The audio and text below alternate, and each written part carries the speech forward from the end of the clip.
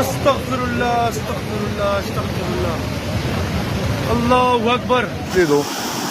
او ټولې بوجي کوم دی اوس دلته په ډاګونو باندې ورماته شوې ورروانې دي په اس الله دې رحم وکړي